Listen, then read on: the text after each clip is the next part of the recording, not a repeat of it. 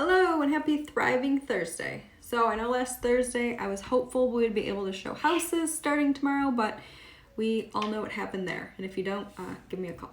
So today I wanted to discuss what we should be doing right now as agents. So we need to be talking with everyone about what is going on with real estate right now.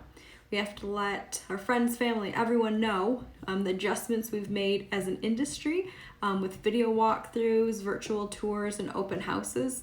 Let them know we are still listing houses and houses are still selling, many with multiple offers still. That inspectors, movers, and now construction are essential, which is a great start to real estate being next. Second, what you need to do is send the governor an email and tell her to reopen real estate, that we can operate safely. Michigan Realtors has made it super easy for us by clicking on a link they sent out in an email today, or when you log into RealComp, the link is also there. So super easy to express your opinion with the governor. So how do we talk to those buyer clients right now that are wanting to wait to buy for prices to drop? Let them know that prices just aren't going to drop significantly, and here's why. Of course, supply and demand. Supply is low, which means prices are high. The number of houses for sale has been low for a few years, which raised prices. There cannot be low supply and low prices. Give them this example here. When there was no toilet paper in the stores, did the prices suddenly drop? No. And in fact, if there wasn't price gouging laws in effect, who knows what the cost of toilet paper would have been. So in October 2009 for Michigan, the median sales price was $60,000 and there was 210,000 houses for sale.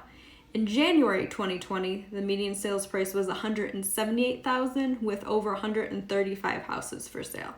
That's a huge difference of over $118,000 in sales price. So also show them the months of inventory graph. So a month of inventory means if no more houses were to be listed, how long would it take before there were none left for sale? In January of 2008, 18.7 months. That's a year and a half worth of inventory. January 2020, 3.2 months. 3.2 months before there would have been no houses to sale. That's just absolutely crazy. So I have the graphs I'll share with you because they're definitely more likely to believe you once they see something in writing, right? That's how our industry works. So also interest rates have never been lower. And if that hasn't been talked to death yet, let's talk about it again. It's a great time to borrow money, and we never know when those rates can go up again. So it's really not a good time to wait, and they're really not going to get any lower. So waiting there for interest rates isn't going to benefit you much. So what do we say to our sellers right now? Definitely some split opinions on this, but here's just my take. A month ago, I'd have said, no, don't list, we'll wait. I just don't think it's safe. And I always want to make sure I get the maximum number of eyes to see your house. That's my job. I want to sell it for the highest price, right? Now, I would advise, of course, if the seller is comfortable, I'm never trying to push anyone to do anything that they don't want to do. But there are ways to list now to get the home sold.